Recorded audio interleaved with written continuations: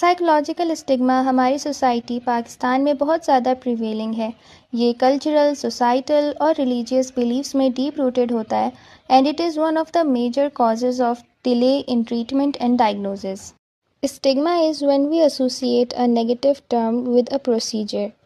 And I can explain psychological stigma in Pakistan with just one example.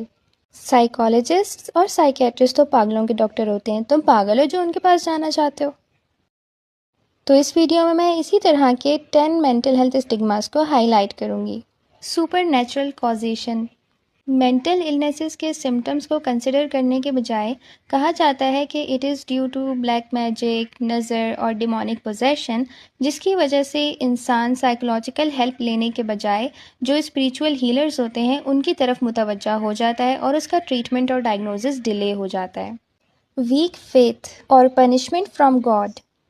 अगर कोई इंसान distressed होता है तो ज़्यादातर ये कंसिडर किया जाता है कि या तो उसका ईमान कमज़ोर होगा या फिर उसने कोई ऐसा गलत काम किया होगा जिसकी उसको पनिशमेंट मिल रही है from the God. Perceived as unpredictable and dangerous.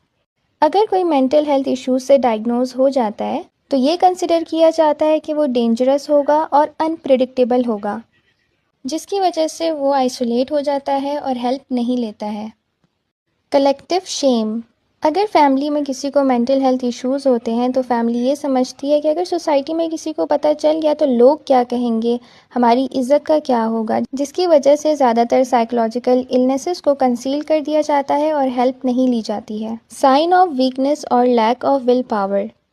अगर किसी को एंजाइटी या फिर डिप्रेशन के सिम्टम्स होते हैं तो ये समझा जाता है कि उसमें विल पावर की कमी होगी या फिर वो इंसान ओवर एग्जैजुरेट कर रहा है या फिर बहुत ज़्यादा इमोशनल हो रहा है।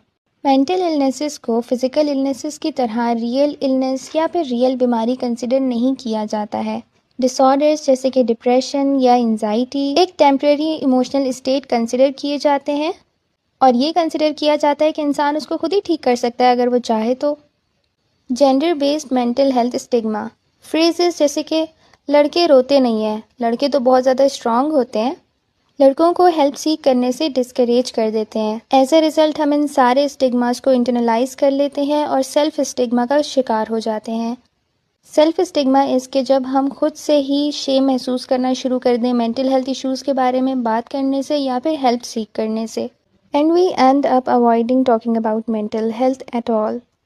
क्या आपने कभी ऐसा कोई साइकोलॉजिकल स्टिग्मा अपनी लाइफ में ऑब्जर्व किया है? Comment down below.